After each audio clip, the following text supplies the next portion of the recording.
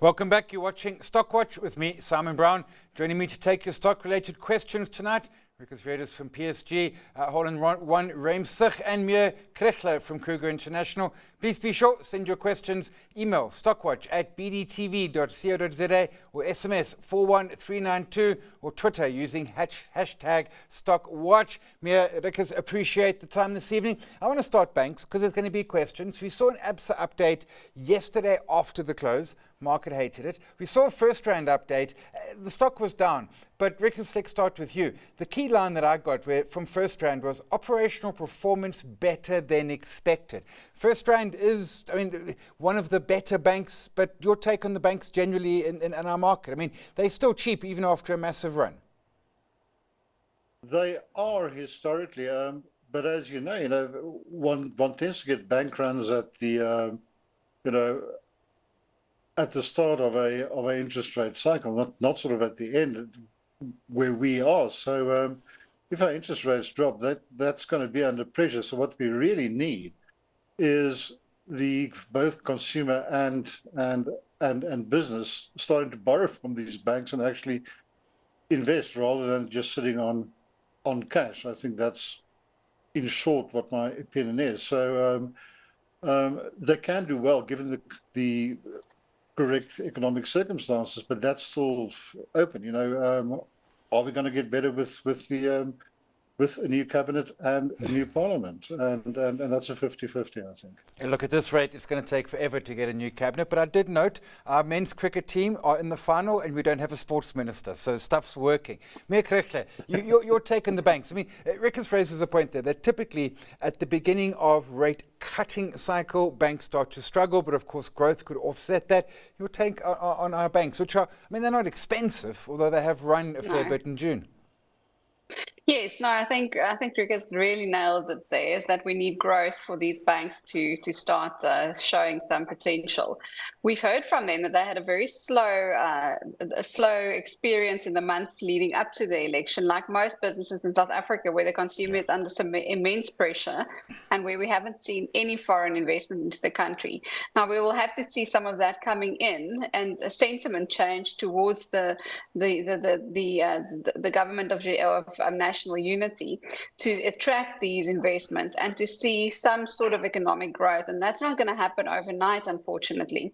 Thankfully, we also know that interest rates aren't going to be cut overnight either. When we listen to the Reserve Bank, they're very clear on the indication that they only expect inflation to reach the midpoint of their target again in the second quarter of next year. And they've also been quite vocal saying that they won't be cutting interest rates before they get there.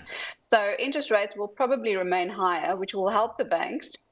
They still look attractive from a valuation point of view, but we still need economic growth in South Africa to see these businesses flourish. We need economic growth, 100%. I agree with that. There's a question that coming through from Anthony, and he's asking around the food retailers. He says we can't talk about ShopRite because everyone loves ShopRite. He gets that part. Mia, let's stay with you for a moment.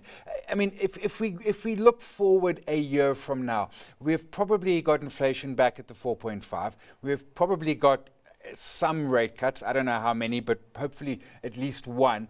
We've got people spending their two-pot money as well. Food retailers, what would be your preference if ShopRite was off the table?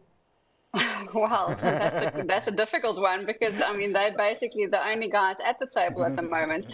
When we look at the food retailing side of Woolworths, that has done well, and it is still performing probably the best in the whole portfolio for Woolies. So thankfully, that part of the business is still well supported.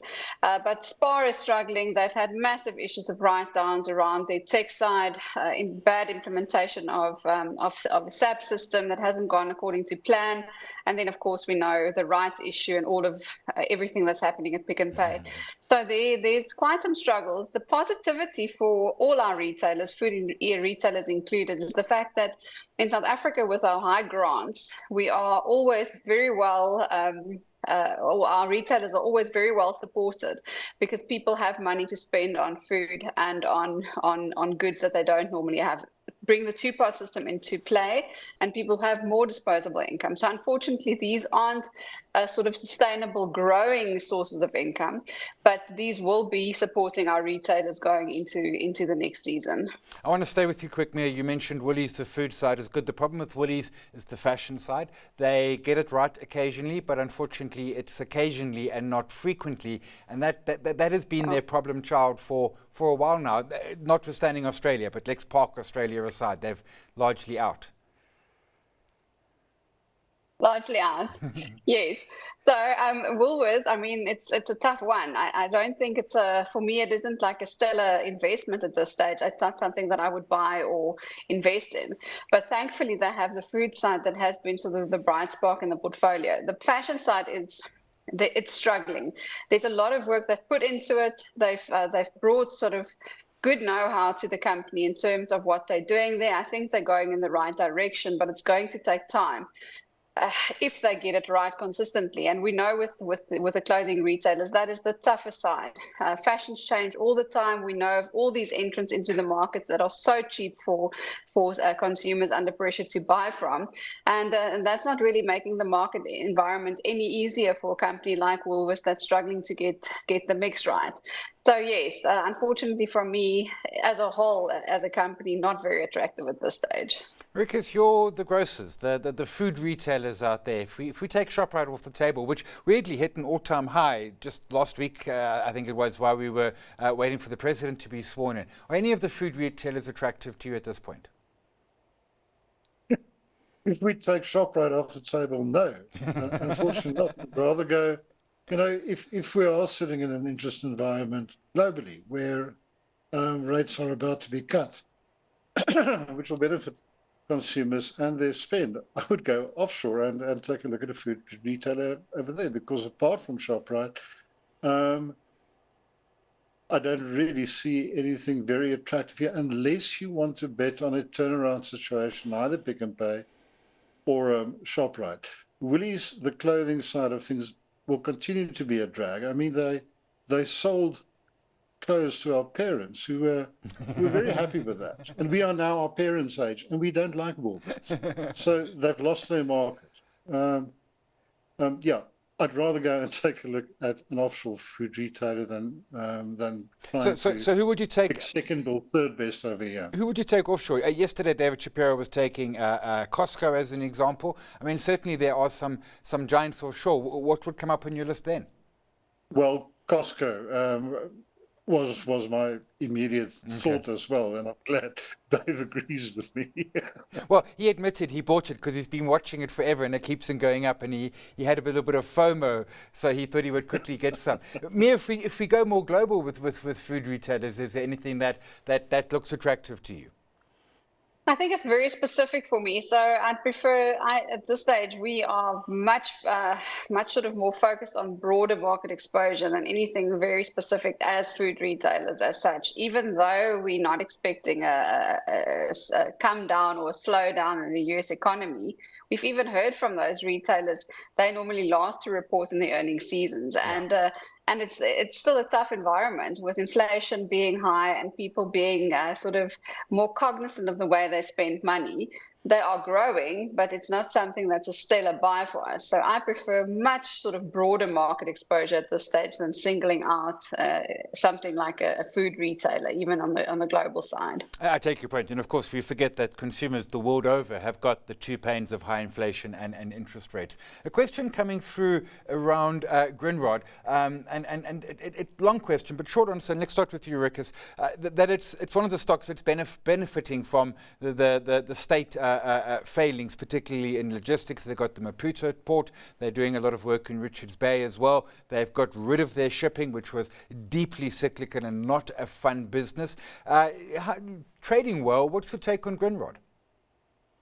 Yeah, look, I'm extraordinarily biased on Grindrod because by mistake it's now the biggest holding in my portfolio. So I won't say by mistake, but by good luck and because of the fundamental reasons, it's been doing brilliantly. I can't see anything distracting from that growth, even if there is a better performance from Transnet, because I think with the systems in place, the reliability, and the work that they are doing, they might not get that extra boost as a result of a poor performance from Transnet, but they are still in the right place. Even if Transnet performs better, obviously that will benefit the economy and exactly the business that Grindrod is in. So I'm very happy to hold it. Yeah, but I mean, as your point, the more GDP we get, the more throughput through ports, and the better for Grindrod. Mia, your take on Grindrod? Yes, I agree. I think that happy to still hold it, happy still to have that exposure. I mean, it's still the second largest REIT on our market, which offers you a pretty good exposure if you sort of just take a stake from the whole. And the fact is, if the sentiment changes, and I mean, there are some sort of low hanging fruit, easy wins, as Ricus have also alluded to, that they can get right. And if they get that right, coming from a very low base, it will really benefit these companies, especially a company like Growthpoint. So yes, and Grindrod too. So some of these companies in South Africa have such big opportunity sets just due to the fact that we're coming from such low bases. And if there's just small wins and small investment into infrastructure, for instance, that there's a lot of companies in South Africa that will benefit greatly from that. Yeah, I mean, 90 days of no load shedding, and I touch wood every time I say that, is a big win. Quickly before we go to break, a question coming through about Brait. Ricus, if you're holding Brait, it's not the biggest position in your portfolio. Brait's been a bit of a disaster. I was looking at the chart the other day. It was a 150 Rand share 8 or so years ago. Now it's a $1 share. Any hope? No. Sorry. Don't see any reason. Mia, I mean, Yes. they've got Virgin left. That's about it. Virgin Active. Yeah. I mean, just no hope. Yes, I mean they have that stake in Premier that's also now listed. Yes. They've got Virgin, they've got the UK business, but you know what? They're taking lots of fees in that company to try and wait for the valuations of these three holdings to improve and to spin them off to shareholders. So I really can't see why anyone that's not already holding the company and has taken massive pain will still keep or will even consider buying it, or even consider still holding it. If you've taken lots of pain and you're hoping for valuation. Valuation upgrades in those three holdings and for a spin-off that could possibly create some sort of value or some sort of value accretion for you as a shareholder, then maybe. But that's the only case I can see anyone holding Brait. Let's start with a question coming through. I lost the name of the person. Asking around Outsurance. Relatively new to our market. Obviously, we know them well in South Africa. They've got Australian operations. They're starting an Ireland operation. Mia, Outsurance? Yes, I think it's a steady company. They've sort of come from the inventive side of insurance, if you want to call it that, in South Africa, and grown to a long-standing listing after being unbundled from that whole RMB stable. And yes, it's a company that's been accretive for shareholders in terms of value. The people who work there all seem to like what they do and seem to be happy to work there. And they also create quite a bit of value for their workforce through their shareholder scheme, which is also an interesting thing if you just follow what's been going on that side as well. So all in all, I think one of our sort of more exciting little insurers in South Africa. And yeah, insurance companies generally tend to make money depending on which side of the market you're on. If things and the weather seem to play against you as a Natal, and because in Natal, as we've seen lately, then it can turn against you. As we've also seen some of those insurers taking big hits in that province. But overall, generally, it's a money-making business over the long term. Ricus, I mean, they are money-making. Certainly issues like, I mean, fires in Australia, floods and tornadoes and all other crises in KZN, at least they're short-term. They can reprice quickly. Is Outsurance, Ricus, one that you like? Yes, and I've never bought it. It's one of those that just waiting for the pullback, and it never pulls back enough to actually buy it. So, yeah, no, I mean, they've been building up a track record that's been very well received by the market. It shows in their results and it shows in their price. So it's one of those companies, I think, that if they continue what they're doing, as Mia said, they start off very on a very innovative basis. The expansion into Australia, despite all the all the plagues and flooding and what have you, is also gaining traction. So yes, don't just think about a pullback. Actually, buy it on a pullback. I'll be very happy to eventually hold that in any of my portfolios. Yeah, I was also waiting for a pullback. I stopped watching after a while because it was hurting me far too much. So the question, which we've got 2 questions on, and there's probably more coming, so let's get it out the way. Sasol. You either Standard Bank and you say it's worth 550, or you the market, which says not even close. Ricus, let's start with you and Sasol. We are seeing some chemical price pickup in the US, which might give them a glimmer, but that has not been a fun stock. No, it's not. I think last time was only it was trading at about 125 or something like that, and I think I get downside to about 100, 105, which it did. It's picked up, but yeah, management. So if you've got management that's not been delivering in a tough industry over a tough period, a turnaround in your environment might help, but it's not going to help management because they'll keep on managing the way they've been managing. So we do need a change in leadership as far as Sasol is concerned. So if you are betting on a turnaround in the chemical cycle, then go for something, I don't know, BASF overseas, but not interested in Sasol if it just continuously keep surprising the market to the downside every time they have a set of results. Yeah, Mia, management, 100%. Also, just good old-fashioned polluter of epic proportions, which they might have solved the Secunda for now, but that's not a long-term solution. No, and I think, my mind just runs to the recent news with the High Court win that they've had there as well. But, these are small wins in the bigger scheme of things. It's not changing the business and what they're doing on the business level, as Ricus is saying. So they have to make large changes. It's a difficult environment to swing from sort of a great polluter to not a polluter at all. You're going to have a very tough time. Of course, these companies aren't measured on the absolute level of pollution. They're sort of more measured on the intent and the speed that they actually reduce their pollution, etc. But still, going into a company like Sasol now, at this level, you have to be a brave soul again. And you have to really see an upside, not only to the economy in South Africa, not only to prices of chemicals worldwide, but also to business management improving by leaps and bounds. So it's a tall order. Yeah, it is a tall order, absolutely. Let's shift to clothing retailers. We slightly touched on it with Woolies. Question coming through, 2 questions. One is, what about Pepkor in particular? Another is, which is the better clothing retailer on the JSE? Clothing retailers? Yeah, well, I think, TFG has stood out really for years. They're well managed. They sort of get things right. They're not even scared of Temu and Shein, which I found particularly interesting on their latest results. They're pretty confident around what's going on. And yes, like I said, people in South Africa get grants. People without a job get grants. People with jobs spend money on clothing. And it seems to be somewhere where it doesn't matter the environment. These companies keep on getting people to spend money on new clothing. It breaks my brain, but for somehow that's always just worked here in South Africa. So if there's any sentiment change, we know what that means, and that normally leads to bigger spending at these retailers for the shorter term. If there's economic growth, that can even be sustained.